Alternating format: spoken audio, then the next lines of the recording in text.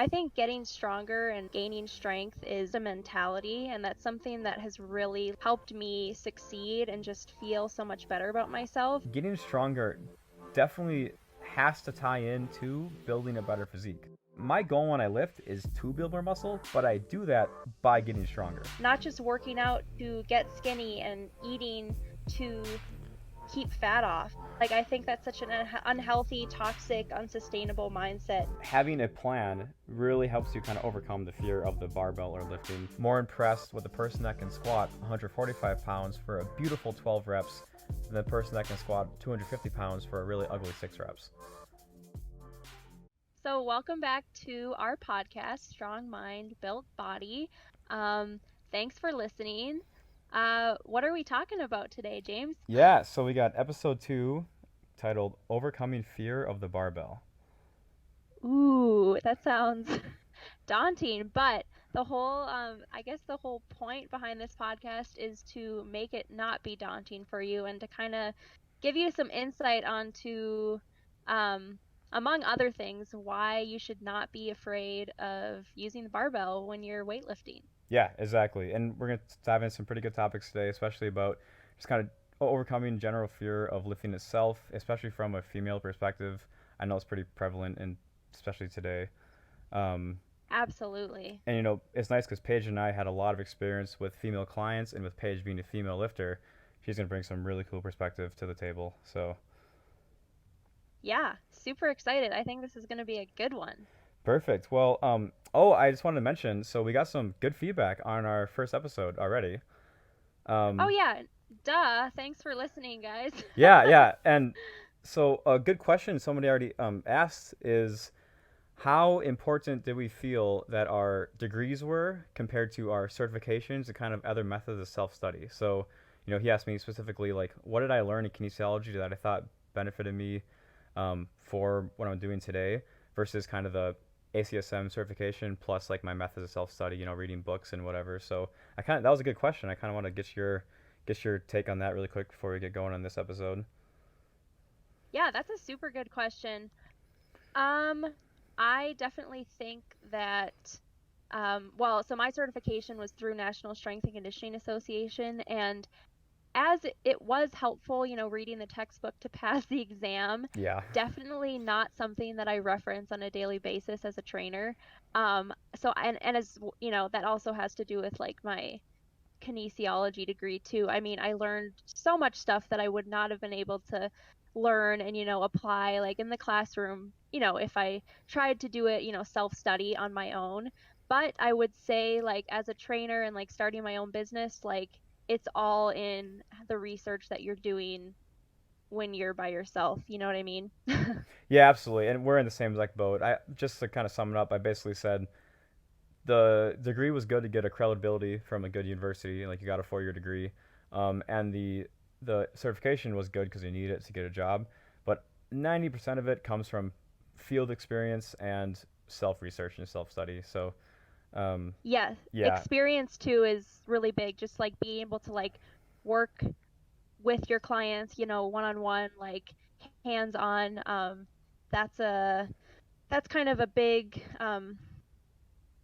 or I guess I don't know, what am I trying to say here? Like well, it's it turned it or it made it from, putting it on paper to like turning it into a real life thing. yeah, and you almost can't. We definitely couldn't be online personal trainers if we didn't get that real person experience first. Exactly. Yeah. But I mean, I think a lot of people are looking for the certification to back it up when they're Yes. first looking Yes. for a Yeah. trainer. So that is Yeah. important. Oh yeah, for sure. Yeah, and anyone, your NASM or ACSM, they're all going to be just fine for you. Yeah. So Exactly. I think going forward, if you have questions, I would love to answer them before we kind of get into the podcast episode itself. So like any specific questions, really about anything, we would love to answer them and kind of give a little Q&A and then dive into the meat of the podcast. But just a little For sure. quick note there. So cool. Well, so today, overcoming fear of the barbell. Let's just jump right into it. Um, Yes, let's do it. awesome. Do you want to cover kind of what does getting stronger mean? Just kind of cover what does the fear of barbell mean? Just give your 2 cents on all that kind of stuff. Yeah, for sure. I think when it comes to getting stronger, I kind of wanted to talk about the biggest thing, which is just implementing progressive overload into your lifting program. And a lot of people don't really know what progressive overload is, so I thought we'd kind of give like, just a basic lesson on what it is so that you can kind of carry that over into your training sessions if you're not already doing so. So yeah, it's just some of the most basic forms of using progressive overload is, obvious things like increasing the load, increasing the reps in what you're doing, improving, I guess some of those, so those are the more obvious, and then you get into kind of the lesser obvious ones like improving your form, changing up the tempo in which you do a set.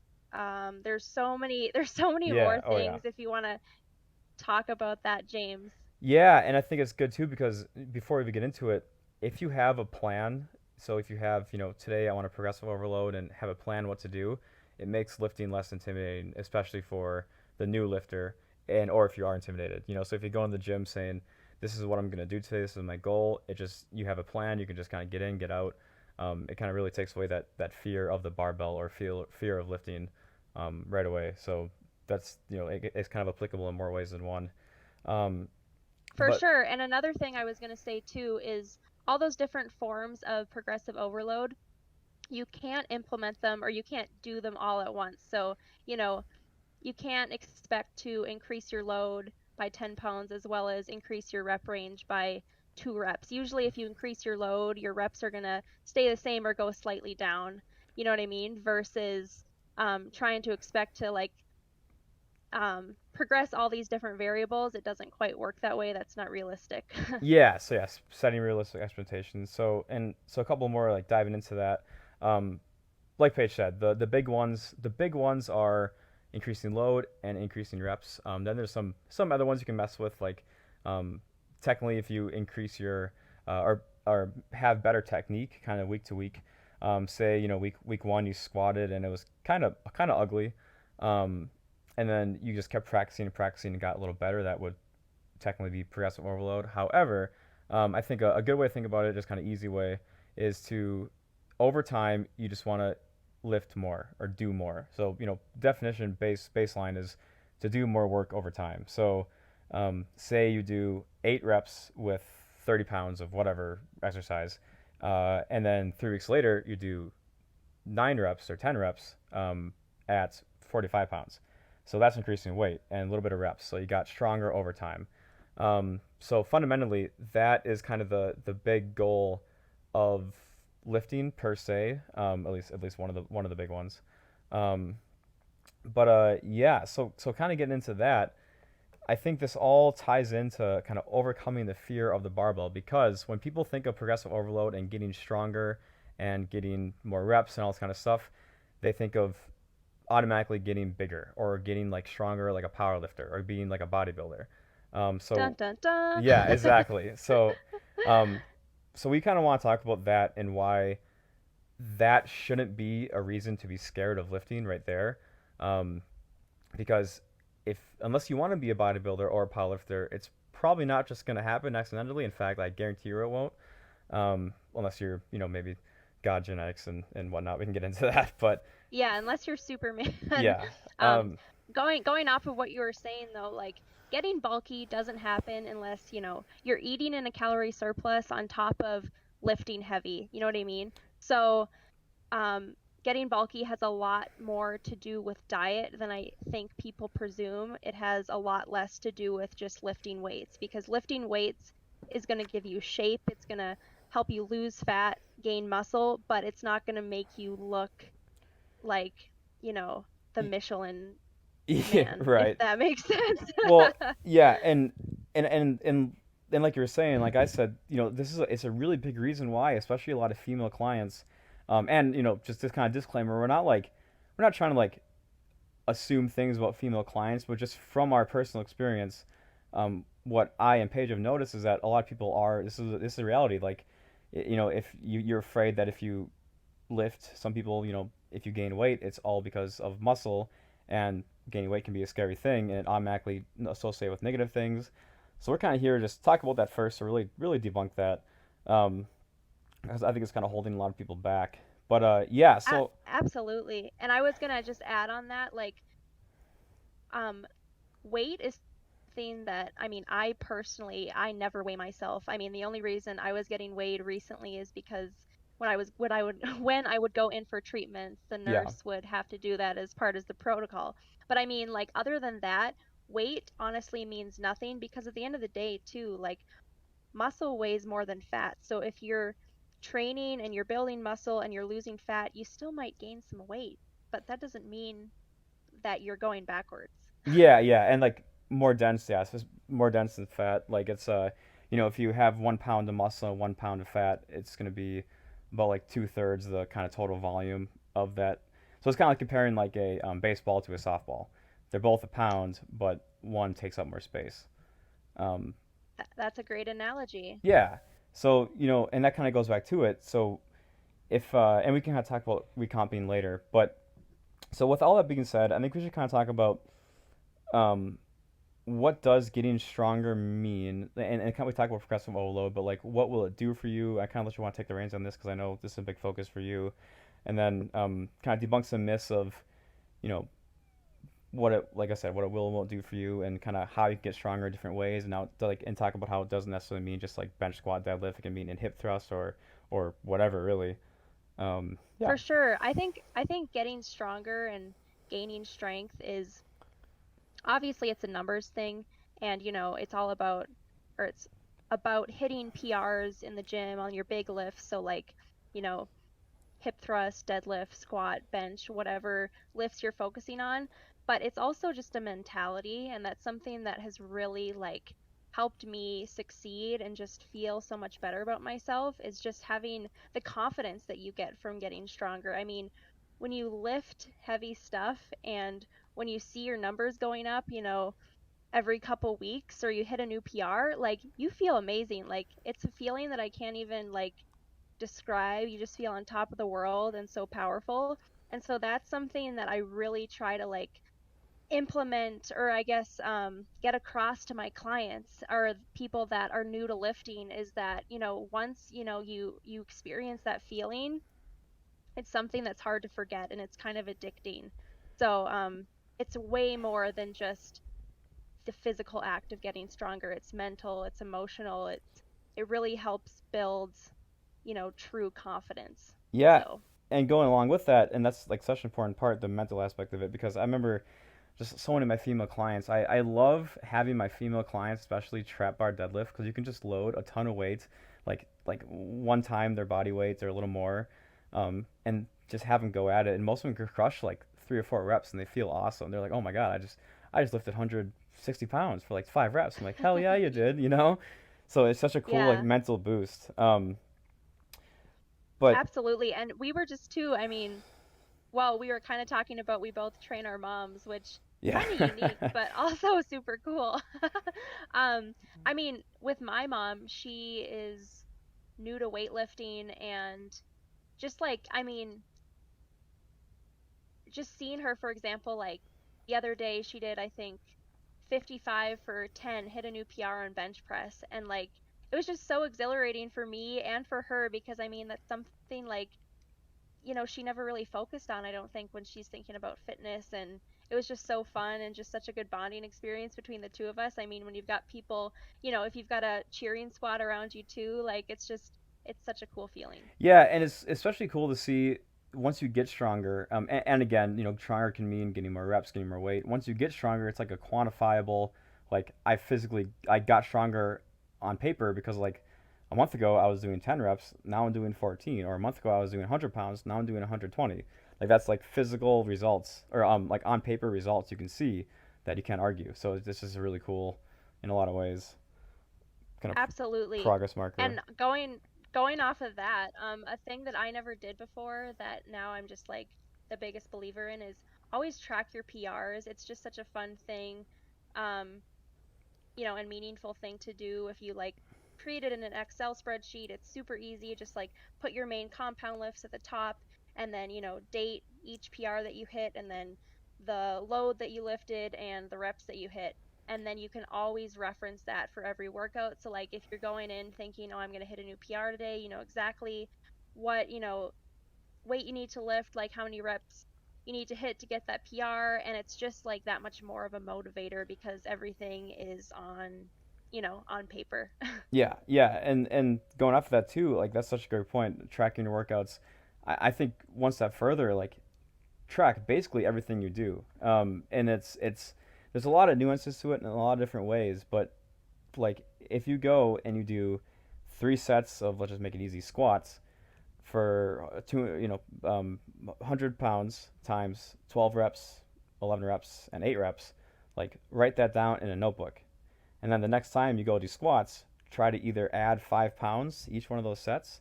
So, instead of 100 pounds, do 105 pounds and match the reps, or just increase the reps by one. So, like that's right there, that's getting stronger. And over time, if you do that for a year, 9 months, you're going to see a big improvement in not only your lift, but also your physique. I mean, the matter of fact is, and there's ways that this cannot happen, but if you do, say your goal is to get bigger glutes, and you start hip thrusting 145 pounds for 3 sets of 12 to 16 reps, and all of a sudden you're doing 200 pounds for the same reps or a little more, your glutes are definitely going to reflect that in some way. Um, like I said, unless Absolutely. you're like eating like a mouse, but for the most part, it should.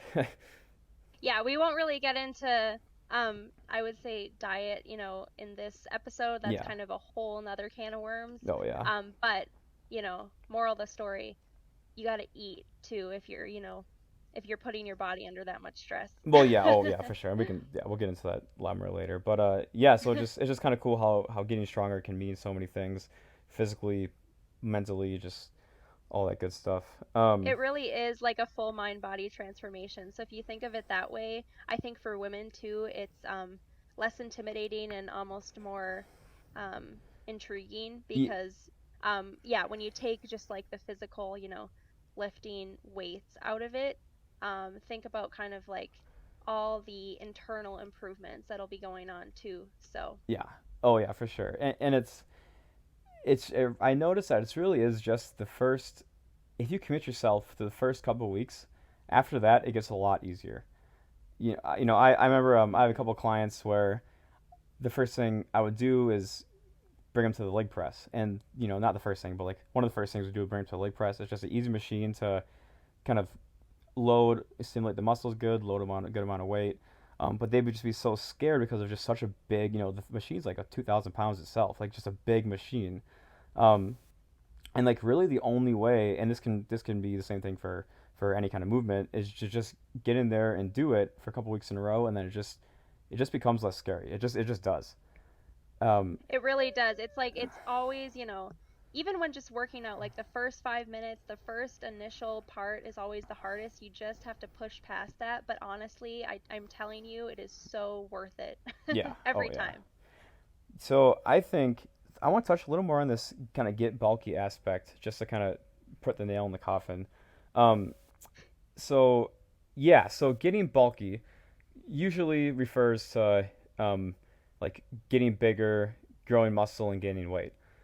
Um, and that can definitely happen. If that's your goal, that can for sure happen. However, that doesn't automatically mean that if you lift weights, it's going to make you bulky. It's a very kind of goal specific kind of thing. So, for example, for me, I want to be a bodybuilder, and my one of my main goals is to get as bulky as I can. Um, but in order to do that, you have to follow very specific parameters with your training and nutrition. So if you're just going in to lift and to just shape your body a little more and to kind of build confidence to get stronger, that can happen without getting bulky for sure. And in kind of going a little more into the scientific side of things, especially with females, a big reason why males get bulky is partly due to genetics and mainly testosterone levels. The fact of the matter is females just don't have as much testosterone as males, so it is harder for them to build muscle. Obviously, they still can. I mean, you've seen some amazing transformations, anecdotal evidence, and research. But so just coming from there, you really have to try hard to get bulky. It's really hard to do.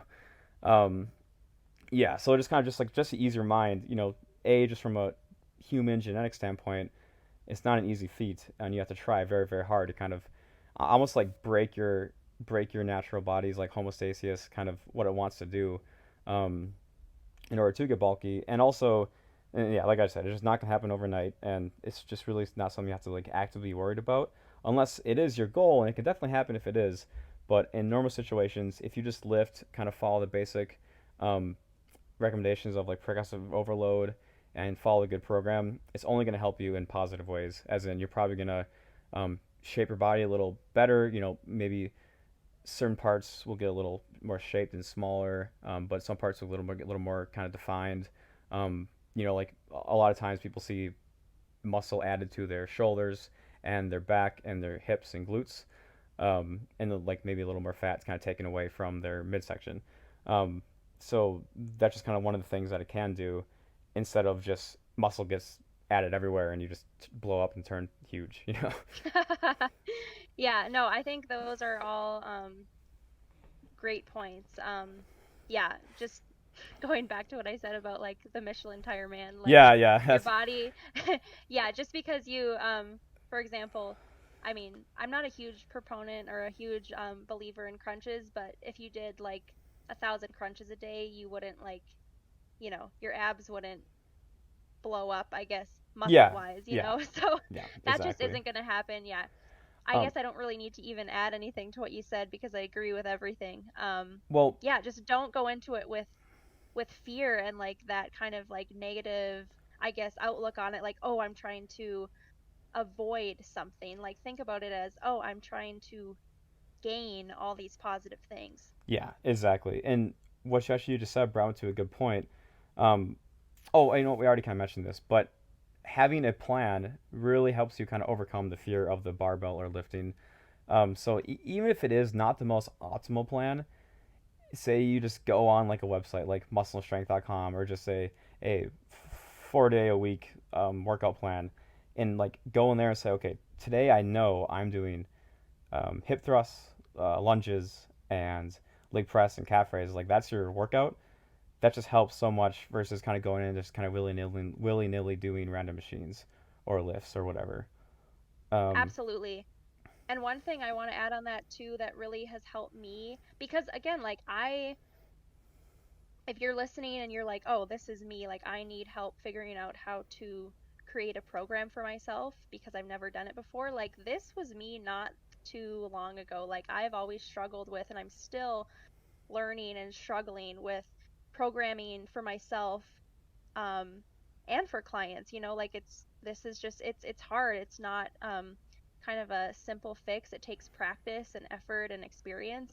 Um, but one big takeaway that has worked really well for me when it comes to gaining strength and like utilizing progressive overload is just picking and not overwhelming myself, I guess, at the same time, is sticking to the same, I would say, 6 lifts that I try to progress. And there can be, you can switch up the variations depending on, the program phase that you're in or whatever. But like, for example, I like to stick to, for upper body, chest press, or not chest press, bench press, overhead military press, chin ups, and push ups. Like those are 4 exercises that I really try to progress. And then for lower body, it's like hip thrust, sumo deadlift, um, back squat, and what else am I doing? Maybe some form of like RDL.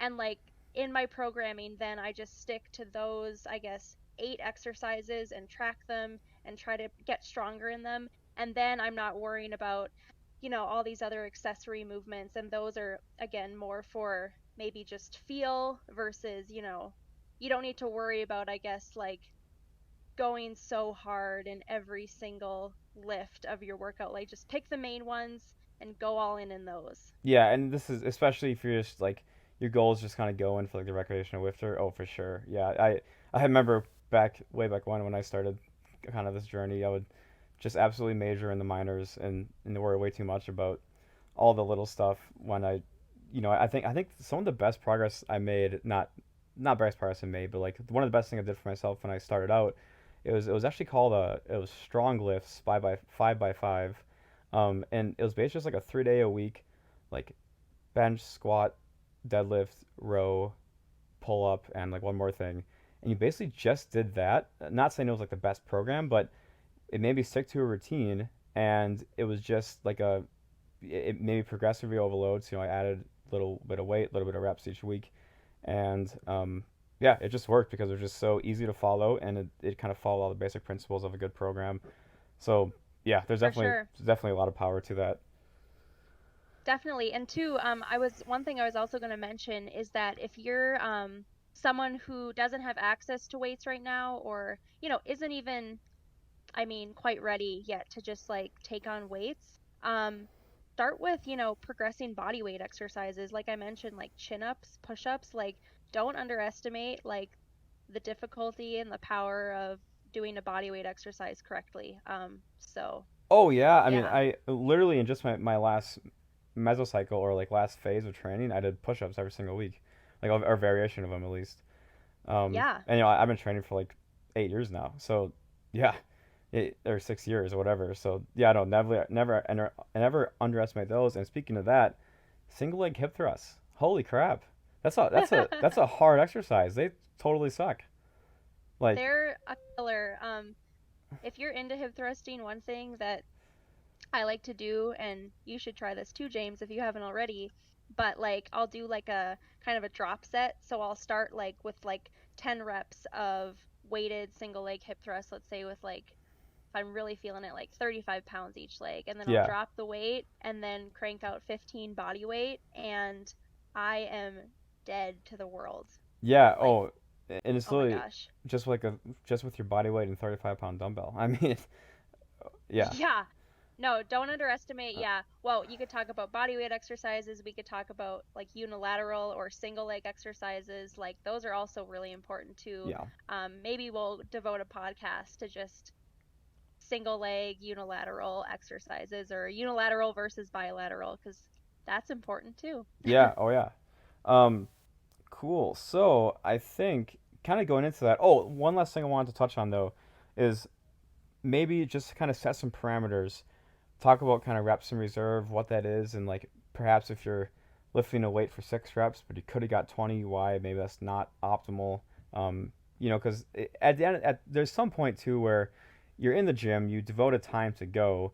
You want to make it as productive as you can, as like kind of your ability too. So, um, do you want to anything to say on that? Or Yeah. okay, Yeah, absolutely.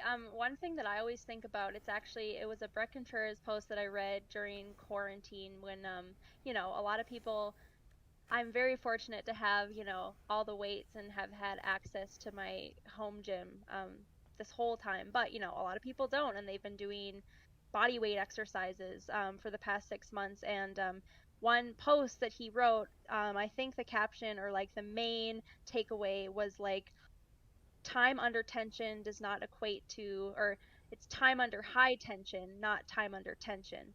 So, when you're focusing on body weight exercises, like you have to rep out close to failure if you want to get, um, I guess kind of stimulus. the end, or Yeah, yeah, the stimulus and the end result that you're looking for. You can't just like do 10 body weight glute bridges and call it a day and think, oh, that was time under enough tension, right? Like if you're doing, if you're lightening the load and you're focusing and if you're lightening the load, you have to get tension in a different way. And then, for example, that would be doing reps close to failure. exactly. Yeah. So, and like another way of looking at it is, um, and this can be applied to anything too. So if you just go to the gym and just do 3 sets of 10 reps by everything for that day, but you could have done, closer to 20 reps, you aren't really giving your body a good enough response to change. You essentially just did a whole workout of warm up sets. Exactly. Yeah, and so one thing to think about is when you lift, and definitely not saying you have to go to failure all the time because that would be terrible.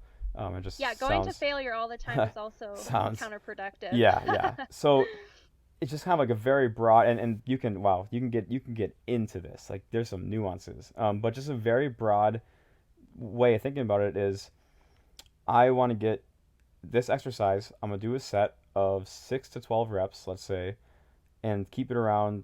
If I shoot for like 2 reps in reserve, which means that I stop 2 reps before technical failure. So say I got 10 reps. I could have done 12, and then after 12, form probably would have started breaking down a little bit, and it kind of got ugly. So, anywhere from like 3 to 2 reps until you can't get another perfect rep, then that's like adequate stimulus to make it worth your time to get stronger and to make the appropriate changes and the desirable changes happen versus just kind of going there and kind of wasting your time. Not really, but in a way, I mean, you're in the gym, you want to see some kind of results in some way, so you might as well make it worth your time. Exactly. Yeah, that's a going off of that, I was just thinking about a big thing. I think it's really important when you're going into every single, lift or workout that you're doing, think quality over quantity. Yeah. Um, I literally I posted about this today on my social media, but in when I started seeing the best results, I cut my volume in half basically because I used to just think, oh, more is better with sets and exercises. Like if I could hit this muscle from every single angle, like I'm doing it justice and like I'm going to get results. And then if I'm sore the next day, oh, even better. Like I I really like went for it and that's how I'm going to like build muscle. No, it's actually the complete opposite. Like I go into every workout, thinking I'm not going to try to completely exhaust myself because that could be counterproductive and then I won't be able to adequately, recover for my next session. But go in thinking like, never just go through the motions of your lift. Like when you go into a set, think about making every rep look exactly the same as the first one, even as you get tired. Really focus on the form, focus on the mind to muscle connection, and the quality of your reps versus just, pushing through a set, not really thinking about it, and then moving on. Oh, for sure. And I can't tell you how many times. And it's funny because out of all the majority of clients I did train when I was in person was female, um, and a lot of them like they pushed like hard.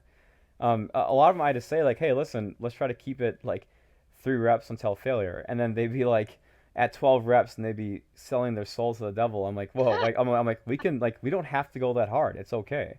So yeah, so it's funny because and that's totally right. With my own personal workouts, I only go to failure basically right now like once out every like 7 or 8 weeks. So it's really not I don't want to say essential, and there's a lot of science to go into this, but if especially if you're a beginner, and a lot of people can benefit this from too, even if you're advanced, if you do a set of 12 reps with really really good form, and it's a true 2 to 3 reps until failure, you're gonna feel it. Like that's gonna be plenty of stimulus to drive the adaptations we're looking for. We're talking about like not dive bombing the eccentric. So say you're squatting, go with good 3 seconds down, pause for a second, then come back up. That's a good squat rep, or it could be an example of a good squat rep. If you do 12 reps of that, 12 solid reps with 3 reps in reserve, you're gonna feel it. Like that's not gonna be easy. Absolutely. Yeah, and also even when you were talking about your female clients and how they would just like, try to kill themselves, Yeah. like I've had a couple, I mean, even some of my or I would say most of my female clients, um, when we talk about their goals in the beginning of their programming and, what they're looking to get out of their training sessions, one of the first things they usually say is, "Oh, just kill me. I just want to be exhausted." Yeah, I just want to be sore. And yeah, Yeah. exactly.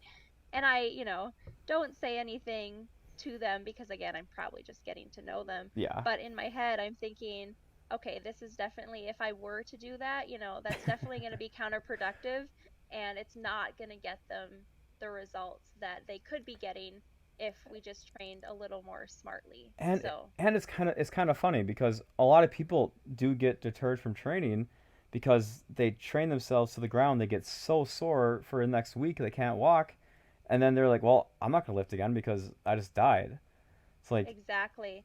And what does that lead to? It leads to injury and burnout yeah, and all the things you don't want. And injury and burnout equals lack of progress and loss very of good. strength. And then, then you're going backwards. Yeah. Um, cool. Well, I think we touched a lot on things that we wanted to talk about there, but I think one good thing to move into now is, and we talked about this already too, but the male and female perspective. So, um, Hmm. just and I maybe we can kind of just talk about ourselves too, just your kind of perspective of lifting. I know that was basically a whole first episode, but just kind of dive into a little more on that, or just in a general sense of what you experience from your clients. Kind of just give the female lowdown. Yeah, I have, I guess, me personally, I've just started to develop a healthy perspective on female lifting because for me, it was always about, okay, I'm lifting because I want to, but also because I want to get the body that I want to get, and not because I want to get stronger. And I guess within the past, I'd say 6 months, I kind of flipped that mindset and just focused on, okay, I want to lift because it makes me feel amazing, like a badass, and I want to get stronger. And then in turn, I know that the body I want will follow suit. So, like, kind of training just to get stronger, I think is something that like the female kind of fitness industry is just starting to tap into, and I think that's amazing. But not just working out to get skinny and eating to keep fat off. Like I think that's such an unhealthy, toxic, unsustainable mindset that, you know, women who are just starting to work out really need to avoid. Oh, and I'm so glad you brought that up. Well, I wanted to say that your transformation picture, like what it was awesome. And how was that? Like a year? Was that less than a year? Thanks. It was, so it wasn't less than a year. It was about, I think, 20, maybe 19 Yeah, months. I mean, hey, but it's like that's proof right there. I mean, that's great. And in the grand scheme of things, it's not like that long in the whole scheme of the lifting career. So that's really Yeah, cool. Like, look at that. for sure.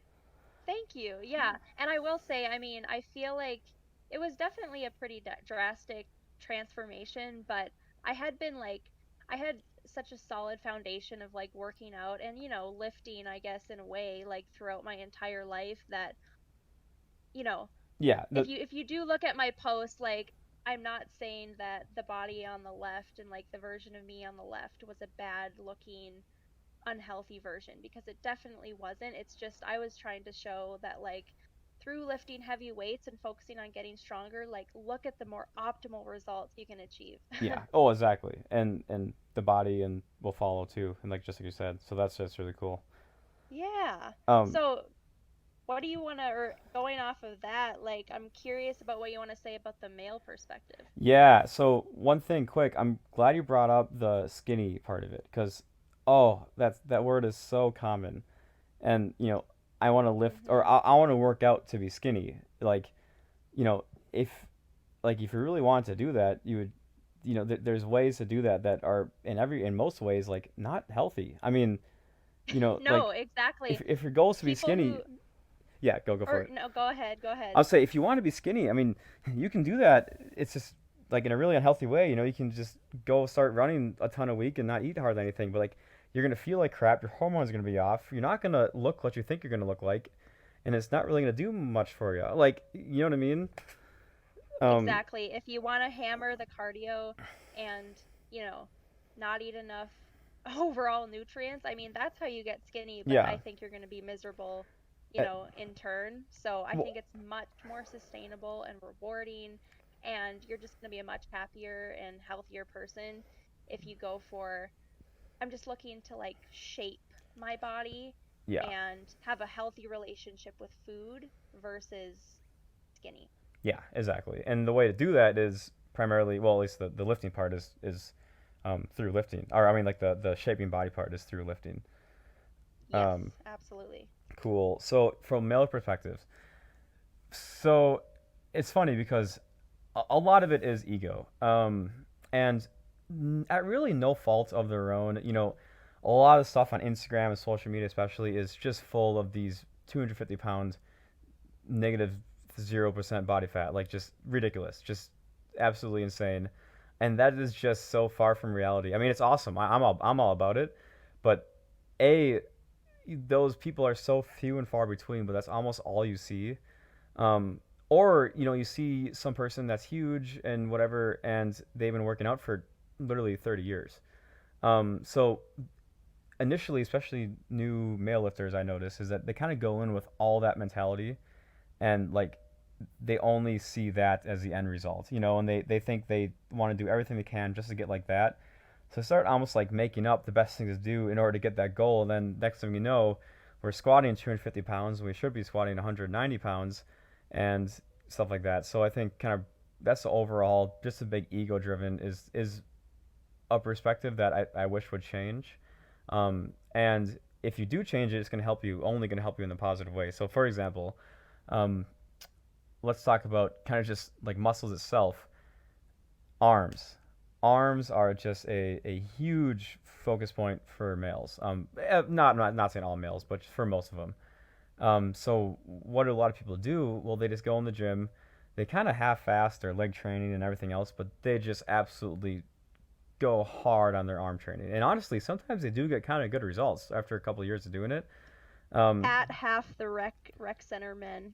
yeah, I mean, unfortunately, yeah, and and at the end of the day, if that's your goal and that's you just want big arms, I'm not gonna tell you you're doing it something wrong. But if you are trying to get kind of the whole experience, um, you really just got to open up and take a step back. So, for example, one of my kind of favorite things to do, and this is not just for males, for females too, is to kind of have them like somebody pick their own weight, what they could do, have them do a set, and then I'm like, okay, we're gonna take off 40 pounds, and then they're almost like offended. It's almost like, wait, what? You're gonna take off weight? Like, yes, but it's only for your betterment. And they're like, because they kind of got this idea that more weight always is better, no matter what. Yep. Yeah, so one example I can think of is there's one guy and he's a really good client. I liked him a lot. But when we first started working together, we were doing oh, what was it? It was oh yeah, it was leg press. It was just leg press.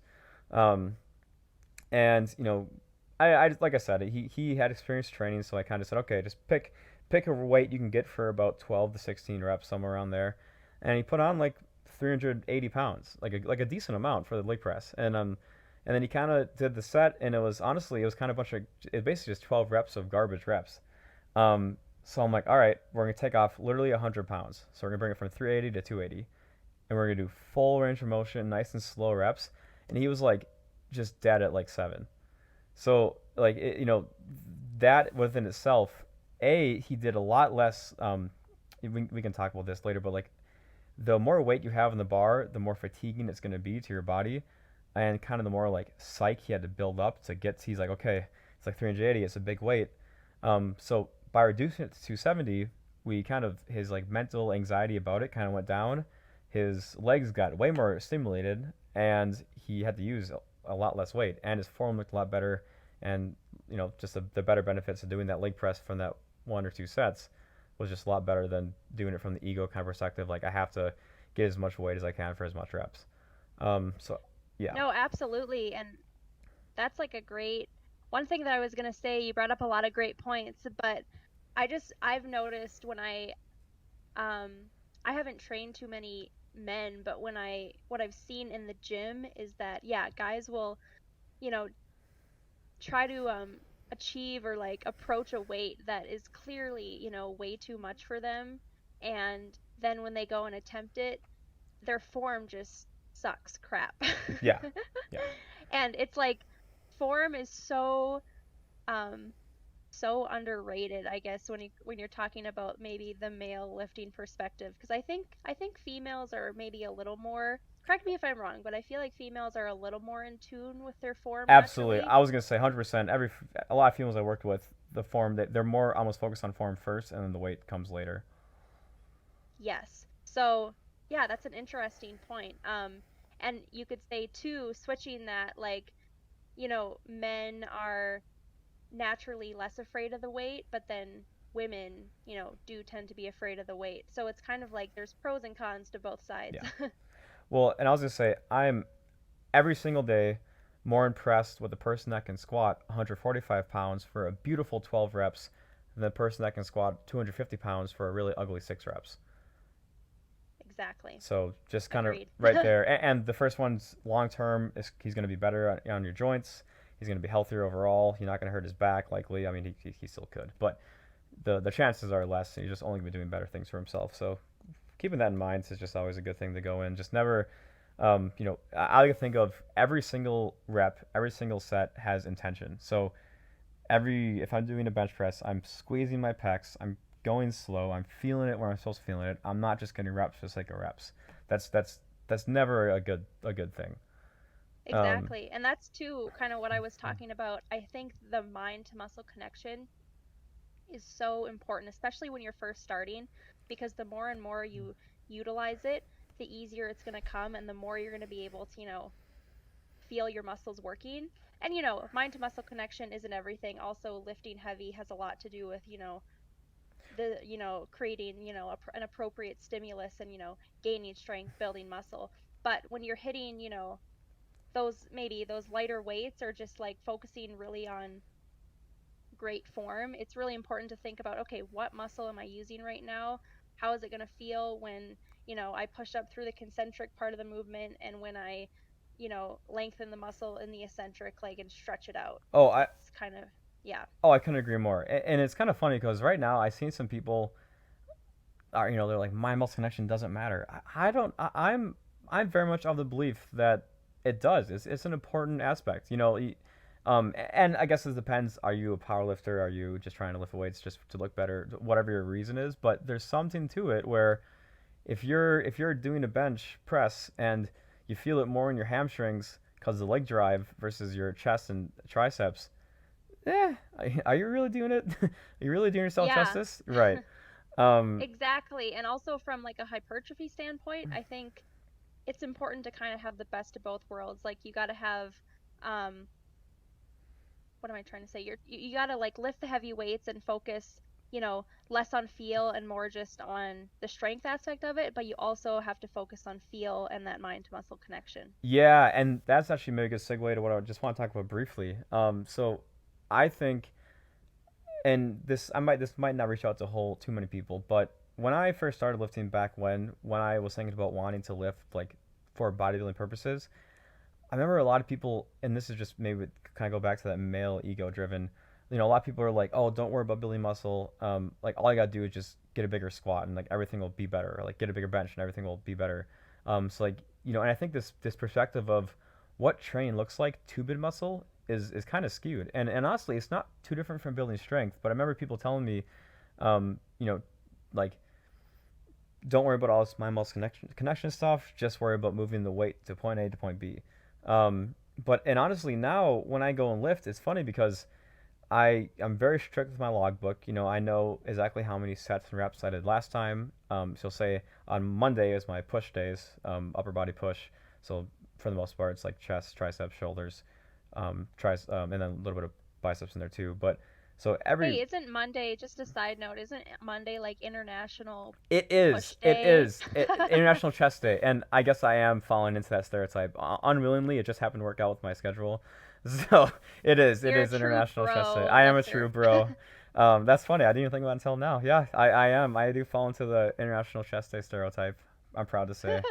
Um, but yeah, so no, I lost train of thought for a sec. But oh yeah, so when I go and lift, getting stronger definitely has to tie into building a better physique. So if I just went in and just did random bicep curls and chest presses to tell my heart content and didn't have any structure, that's so far from optimal. I go in and say, okay, last week I did 4 sets of bench press. I did this weight, this weight, this weight, and this weight for sets 1, 2, and 3, 4. This week I'm gonna try to beat that a little bit by a couple of reps or a little more weight, 5 more pounds, whatever it is. So, and like my goal when I lift is to build more muscle, but I do that by getting stronger. So it's very much, there's a lot of parallels between, me and Paige might not lift for the same goals, but there's a lot of parallels to what we do. And it's kind of just a lot of general principles we both follow that everybody needs to be following if they want the best results. No, 100%. I definitely agree with that. Yeah, I think it's just like so crucial that, you're focusing on regardless of I guess, your big end goals. I just think gaining strength is something that everyone should focus on, which is again, hence why we're talking about this and Yes. hammering Yeah. it so Yeah. hard. No, there's a really important aspect to it, and it's only going to bring you good things if done correctly. Absolutely. What honestly probably all the correct ways to lift goes in like a lot more than we could talk about our podcast. But this is a good start. Yeah, I agree. I think we kind of like hit some of the major points and hopefully, people who are listening can kind of take away, or if they were, were intimidated with, creating their own programs, or like, how do I actually get stronger? I hope we answered some of your questions with Yeah, this podcast and and kind of just gave you a clear outlook on it all. well, and shameless plug, we are both online coaches, so the programming part, Ah. right?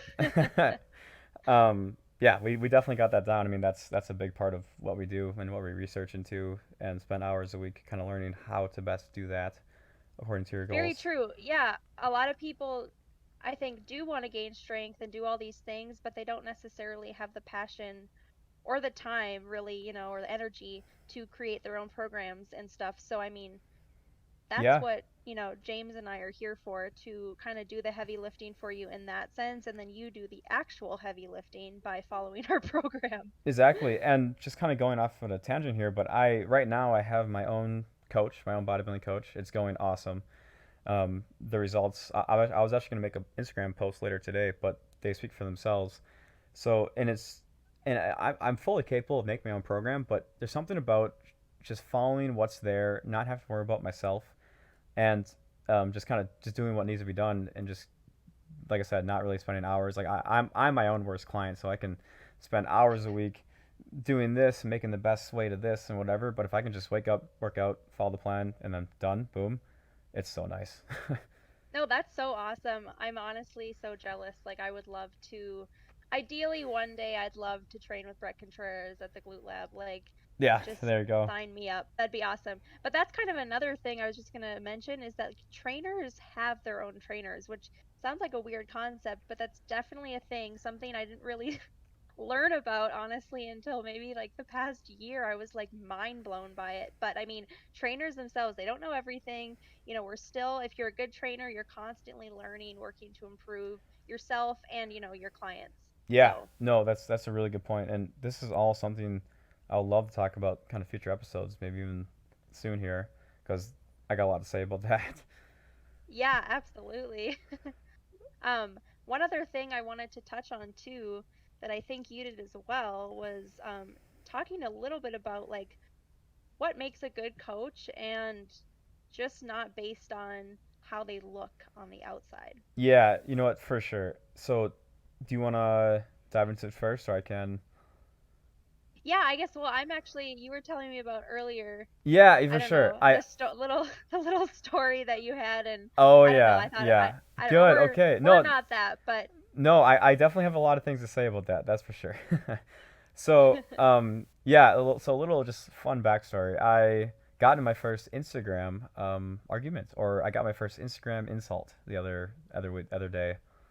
So that was always a congrats. first. Yep. Thank you. Thank you. Very very proud. So what basically long story short was one of the coaches I follow and look up to made a post about how what makes a good coach. Their time devoted to the craft, their education, not necessarily their body composition. A little bit, but not. That's not the only thing that matters. And so that was her post, and somebody commented on her post, bashing her, saying, "You don't look good. You don't have any muscle. You're a bad coach because of it." Blah blah blah blah. So I basically just defended the original post, saying, "Hey, whoa, like let's take a step back here and think about the whole picture." And she does look good. Also, she puts a ton of time into her own coaching business. So, and then I myself got attacked because I don't have the IFBB Pro bodybuilder physique. So automatically that makes me not a good coach, clearly. So go Clearly. clearly, yeah. So going into that, I do see her point, and she brings up the person that insulted me a decent point where you, as a coach, you do have to practice what you preach. Um, to a point, if you're and I don't even want to say if you're overweight you can't be a good coach, because I actually know some people that are personal trainers that are awesome personal trainers that are awesome. They're great, and they are a little bit on the overweight side. But what the fact of the matter is, they may have already lost 100 pounds. Like they're well into their journey, and they're definitely practicing what they preach. But just because that they're overweight doesn't mean that they don't know less or more than somebody that might be in better shape than them. Um, No, that's a good point. You can't compare like your um you know I guess step 5 in your journey to someone else's step 10, or vice yes, versa. Like, you exactly. never know where someone is, or how far they've come, and So, exactly. and then kind of going off again what she said, I guess I don't really post many like progress pictures of myself. Not for any reason. I just kind of don't do it. But I guess I got to start doing more because I am a physique, body composition coach, and it's something that I definitely am interested in. So, but with that being said, I out of spite or whatever it was after that argument insult, I added up kind of all my hours I put in a week on Ryburn training systems and everything it kind of entails. So just Ryburn training systems itself, and that includes everything from engagement on social media to writing articles to self study to website work. It's about 56 hours a week on average, and I'm not complaining. I love it. It's what I want to do. So then on top of that, that's just the business part of it. I put in about 14 hours a week training. That's kind of cardio plus training, and then probably about 4 to 6 hours of nutrition. So what are we at? Like over 80 hours. So like I'm not trying to brag. I'm just saying the reality of it. Wouldn't that qualify me as a better coach versus how big my biceps are? Like, you know what I mean though? I would hope Exactly. so. And don't get me wrong, I want bigger biceps. Oh my gosh. Like, yeah, for sure. But I'm only been at it in the game a fraction of the time that some of the big name people have. So sure, eventually I'll get there. I promise you I'll get there. But just because right now, I might not be there yet, doesn't mean that I'm not putting in the effort to get there. And a lot of the effort is going on myself, yes, but even more so towards helping other people. No, Yeah. exactly. So I guess there's my No, there's my rant. I don't know if it's a rant, but there's kind of my 2 cents on that. How it's just no, that absurd. was yeah, that was a productive rant though. Good. I definitely agree. And yeah, so kind of like, well, what I wanted to mention is I saw this post that really stuck with me the other day, and I did post it, I think, on my Instagram story, but it's from a trainer named Katie Sonier, and she is a big trainer in Miami, super successful for herself. But she was just talking about how back when she was a trainer, actually my age, so just starting out, 22, she struggled with getting and kind of maintaining female clients because they looked at her. She's 6 feet tall, she's 180 pounds, and they were like, "Oh, I don't want to look like you. Like, is lifting gonna make me look like that?"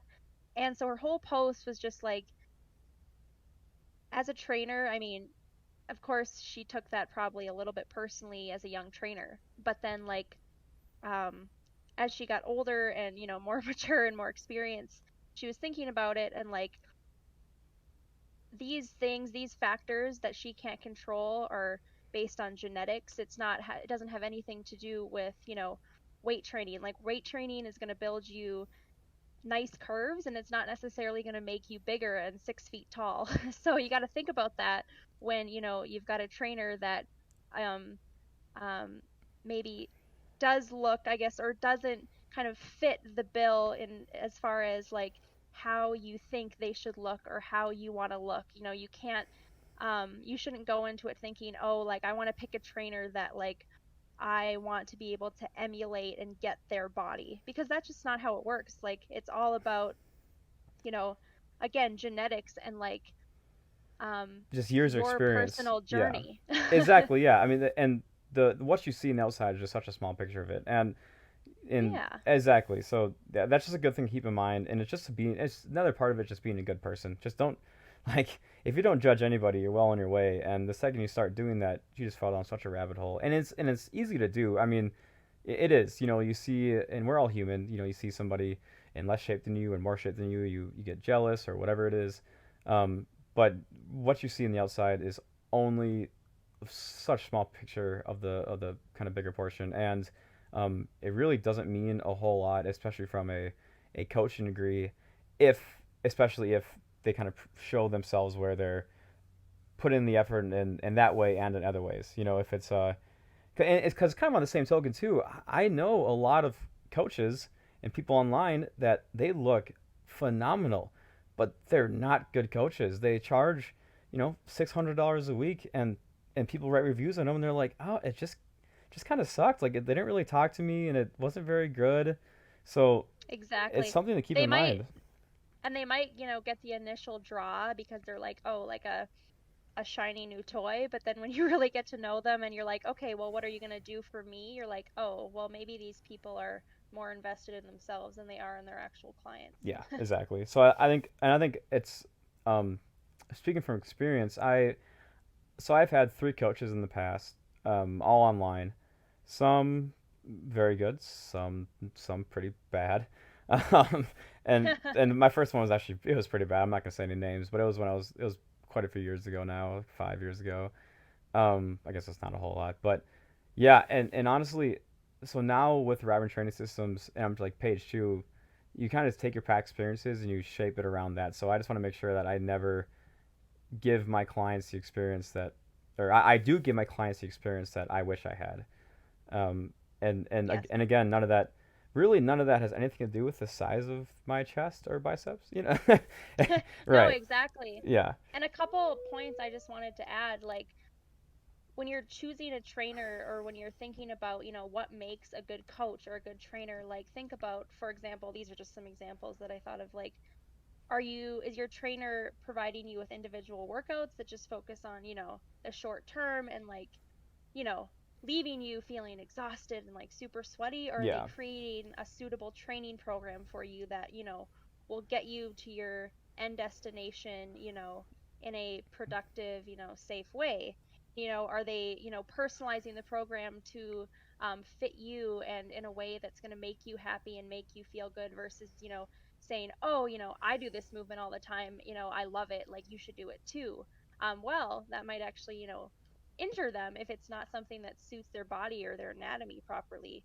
And then, another thing too is just like um, focusing too as a trainer, like on really getting into the client's head, but in a good way, like focusing on kind of recognizing like their mindset going into working out and how can you help them, improve upon that and, encourage them in a way that makes them want to try harder and makes them motivated when they're working out with you. yeah. I mean, I almost had nothing to say because I can't say it by myself. That's you nailed it. Yeah. Thank you. Thank you. Yeah, no problem. Yeah, and I love talking about this more at some point, but I think we're kind of getting close to our time. For sure. I mean, yeah, we could go on for probably another hour, Oh, but easily. we don't want to overwhelm you with too much information. Right. So, Well, thank you very much for tuning in to episode 2. And already next time, almost episode. Well, we're at episode 3 next time. Man, flying by. I know it's flying by. I can totally see how people who have podcasts are like, can't believe we're at episode 100. Like, I was Yeah. thinking about that the other day, and I'm like, that is going to be us. It really is. Yeah, for sure. So, again, just a reminder if you have any questions about anything, let us know through YouTube, through in some Instagram Messenger, whatever, and we'll be sure to answer them. So, Absolutely. Yeah. Looking forward to talking to you guys next week. perfect. Have a good one. See you Monday. Bye.